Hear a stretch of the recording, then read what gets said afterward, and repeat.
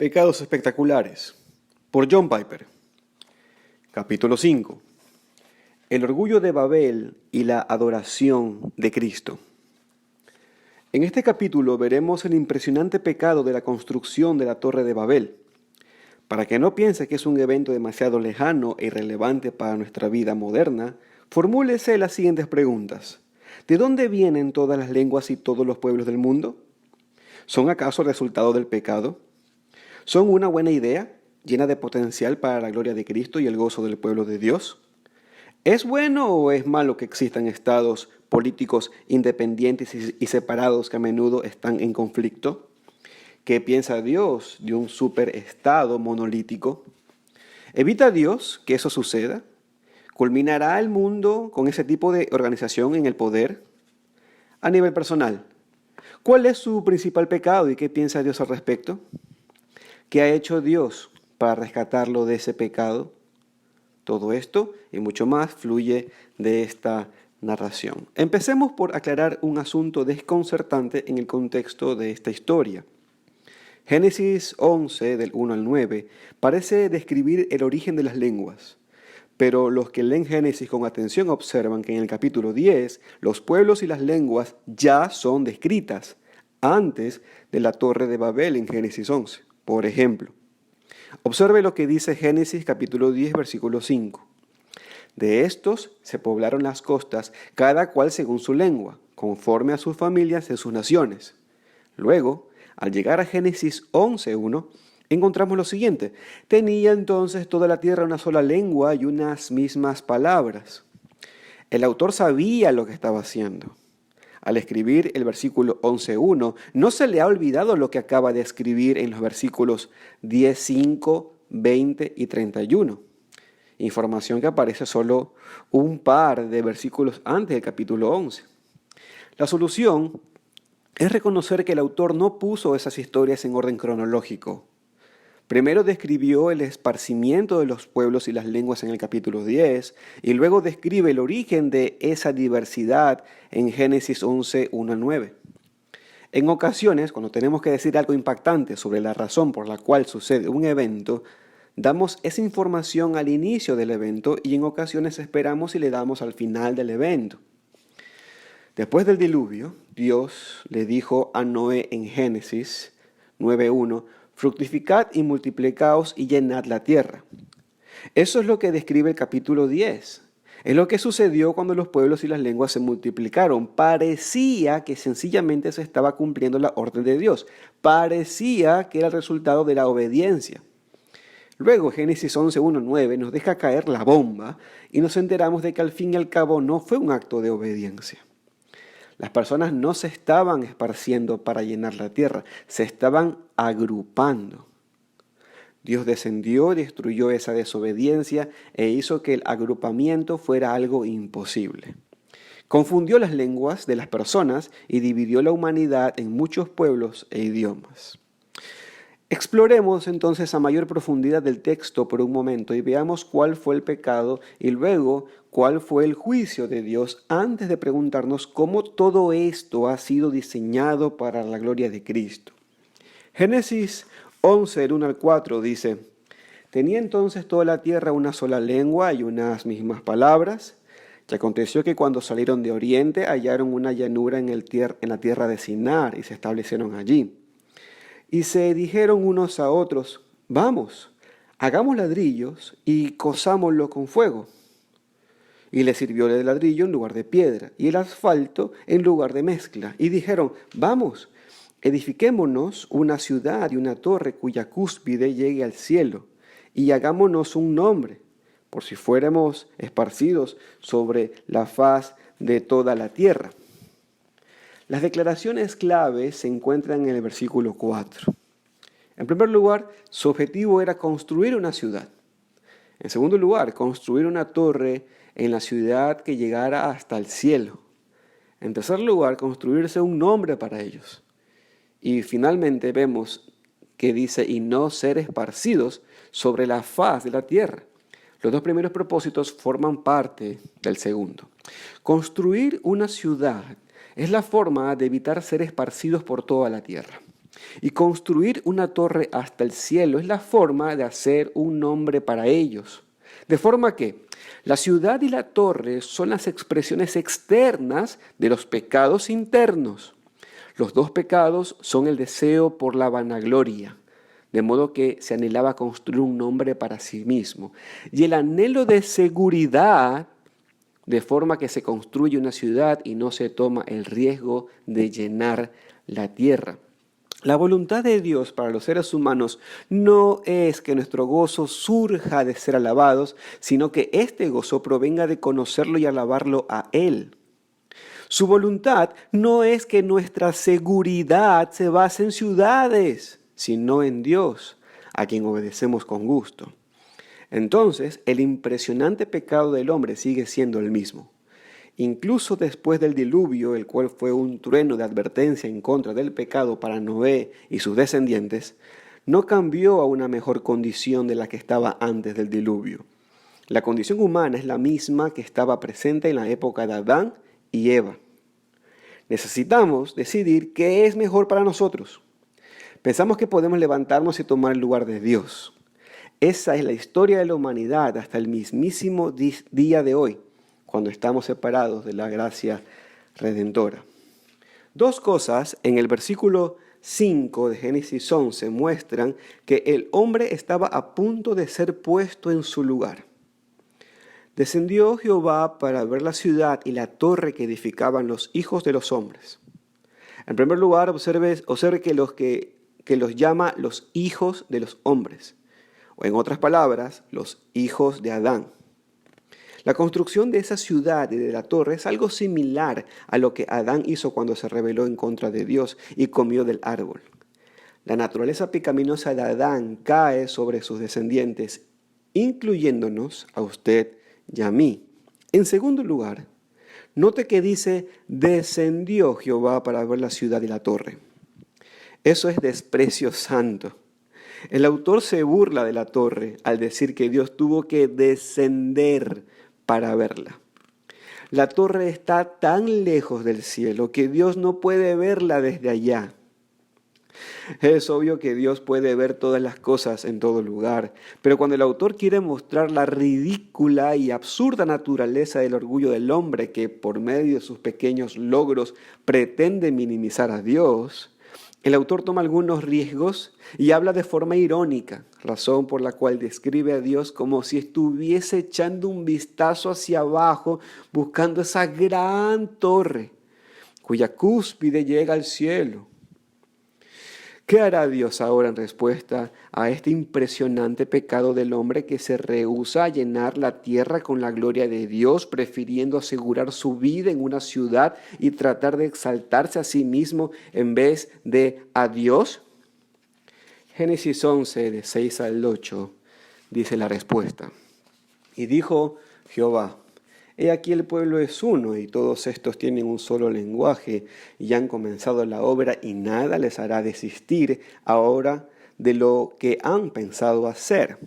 Ahora pues, descendamos y confundamos allí su lengua, para que ninguno entienda el habla de su compañero. Y así los esparció Jehová desde allí sobre la faz de toda la tierra, y dejaron de edificar la ciudad. Observe lo que Dios dice en el versículo 6. He aquí, el pueblo es uno y todos estos tienen un solo lenguaje.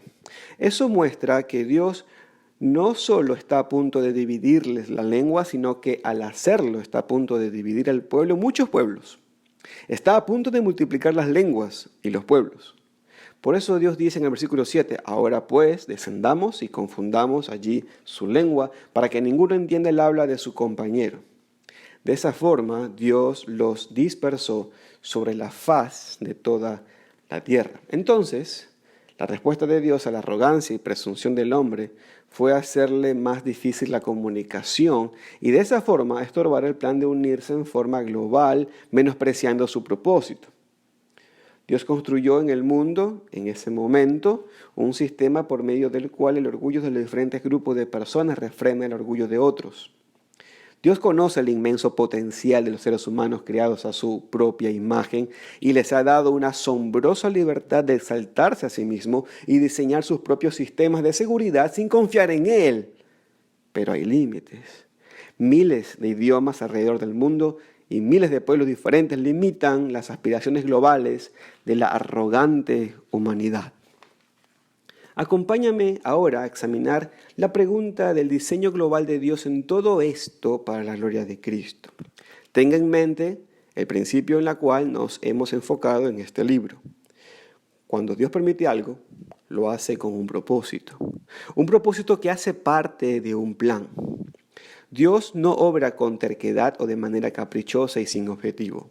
Por eso, cuando permite este pecado impresionante del orgullo, la presunción y la rebelión en las planicies de Sinar, Él sabe exactamente lo que está haciendo y cuál será su respuesta a ese pecado. Lo cual significa que los pueblos y las lenguas del mundo no son una ocurrencia de último momento. Son el juicio de Dios sobre el pecado y al mismo tiempo están diseñadas por Dios para la gloria universal de Jesucristo. Entonces nos volvemos a preguntar, ¿cómo sirve este pecado impresionante y su consecuencia manifestada en la división de las muchas lenguas del mundo para magnificar la gloria de Cristo? Veamos 5 formas. La división que Dios hizo del mundo en diferentes idiomas impide el surgimiento de un Estado global, monolítico y anticristiano que tendría el poder de sencillamente erradicar a todos los cristianos. Usualmente pensamos que la diversidad de idiomas, culturas, pueblos y estados políticos son un impedimento para la evangelización del mundo, para propagar la gloria de Cristo. Pero Dios no ve las cosas de esa forma. Dios está más interesado en los peligros de la uniformidad humana que en su diversidad. Los humanos somos seres demasiado malos como para que se nos permita estar unidos con una sola lengua y un solo gobierno. El Evangelio de la gloria de Cristo se esparce mejor y florece más por causa de los 6.500 idiomas y no a pesar de ellos. La segunda forma en la que la historia de la Torre de Babel glorifica a Cristo es la siguiente. Supongo que alguien le pregunta, ¿pero acaso no va a existir en los últimos días un gran gobierno global? ¿Y acaso no serán perseguidos los cristianos en todo lugar? La respuesta es sí. En los últimos días Dios dejará libres los impedimentos que en este momento refrenan ese mal. El anticristo, el hombre de pecado, como lo llama Pablo en la segunda carta a los Tesalonicenses capítulo 2 versículo 3, la bestia, como lo llama Juan en Apocalipsis 13:3, se levantará con una gran señal global y habrá una horrible persecución de los cristianos. Pero ese es el vínculo con los rebeldes de Sinar. La torre que construyeron se llamaba la Torre de Babel, Génesis 11:9. Y el término Babel en hebreo aparece más de 200 veces en el Antiguo Testamento y es traducido como Babilonia en casi todos los casos, excepto en unos pocos. Cuando el autor dice en Génesis 11:9, por esto fue llamado el nombre de ella Babel, porque allí confundió Jehová lenguajes de toda la tierra y desde allí los esparció sobre la faz de toda la tierra, está manifestando un desprecio por la gran ciudad de Babilonia. Eso significa que Babilonia y sus elogiadas torres y murallas, jardines e idolatría es una obra detestable y patética comparada con la de Dios. En el nombre Babel o Babilonia, es el nombre dado a la ciudad de la bestia en el libro de Apocalipsis, capítulo 14, versículos 8 y 9. Y en eso, la gloria de Cristo brilla porque, aunque por un breve periodo de tiempo Babilonia se emborracha con la sangre de los mártires cristianos, como registra Apocalipsis 17:6, esa ciudad, al igual que la Torre de Babel, será reducida a nada. La siguiente descripción deja ver que esa ciudad es la Torre de Babel de los últimos días. Dice Apocalipsis capítulo 18, versículo 5, versículo 7 y versículo 10. Porque sus pecados han llegado hasta el cielo. Cuánto ella se ha glorificado y ha vivido en deleites, tanto darle de tormento y llanto. Porque dice en su corazón, yo estoy sentada como reina y no soy viuda y no veré llanto. ¡Ay, ay de la gran ciudad de Babilonia, la ciudad fuerte, porque en una hora vino tu juicio! Entonces, en efecto, es cierto que en los últimos días Dios liberará las restricciones que ha puesto a las naciones, las cuales se hincharán con el orgullo de Babilonia. Los cristianos sufrirán, Y entonces, en un instante, Cristo descenderá de sus alturas infinitas y matará al hombre de pecado con el aliento de su boca, como lo registra la carta de Pablo a los tesalonicenses en su segunda carta, capítulo 2, versículo 8. Y Babilonia no será más. El orgullo del hombre será eliminado de la tierra. La historia de Génesis 1 al 9 es una prefiguración de esta realidad. La victoria en ese momento y en los últimos días es la victoria de Cristo. Esa es la tercera forma en la que el pecado de Babel y el juicio de Dios sobre ella se dirigen a la gloria global de Cristo. La autoridad y el pueblo de Jesús son exaltados porque Él reclama todo pueblo y todo grupo lingüístico. Toda potestad me es dada en el cielo y en la tierra. Por tanto, id y haced discípulos a todas las naciones. Mateo 28, 18 al 19, habló nuestro Señor Jesucristo. En efecto, como respuesta al pecado, Dios ha dividido las lenguas y las naciones. Pero al final, eso exalta la autoridad y el poder de Cristo para hacer discípulos en cada lengua. Su poder es mucho más glorioso porque se divide en muchas lenguas y pueblos y trae salvación. Lo mismo debe ser dicho sobre el Evangelio de Cristo en particular. El mensaje de su muerte y resurrección, el mensaje de perdón y justificación. Romanos capítulo 1, versículo 16 dice: no me avergüenzo del Evangelio porque es poder de Dios para salvación a todo aquel que cree, al judío primeramente y también al griego. Gran parte de la gloria del Evangelio es que no es algo local, no es la religión de una tribu. Se esparce y es relevante para cada lengua y cada pueblo. Si no hubiera diversidad de lenguas, si el impresionante pecado de Babel no hubiese ocurrido con su correspondiente juicio, la gloria global del Evangelio de Cristo no brillaría de una forma tan hermosa como lo hace a través del prisma de los miles de idiomas que hay. Finalmente, la alabanza que Jesús recibe de todas las lenguas del mundo es más hermosa por su diversidad de lo que habría sido si hubiese solamente una lengua y un pueblo que cantara. Y cantaban un nuevo cántico diciendo: digno eres de tomar el libro y de abrir sus sellos, porque tú fuiste inmolado y con tu sangre nos has redimido para Dios de todo linaje y lengua y pueblo y nación. Y nos has hecho para nuestro Dios reyes y sacerdotes y reinaremos sobre la tierra. Apocalipsis 5, 9 al 10. Después de esto miré, y aquí una gran multitud, la cual nadie podía contar, de todas naciones y tribus y pueblos y lenguas, que estaban delante del trono y en la presencia del Cordero, vestidos de ropas blancas y con palmas en las manos, y clamaban a gran voz diciendo: la salvación pertenece a nuestro Dios, que está sentado en el trono, y al Cordero. Apocalipsis 7, del 9 al 10. Fue el impresionante pecado en las planicies de Sinar el que dio a luz la multiplicación de lenguas que culminan en la más gloriosa alabanza a Cristo por parte de todas las naciones de la tierra. Por ende, que cada lengua y cada pueblo alabe al Señor. Que todo lo que respira alabe al Señor.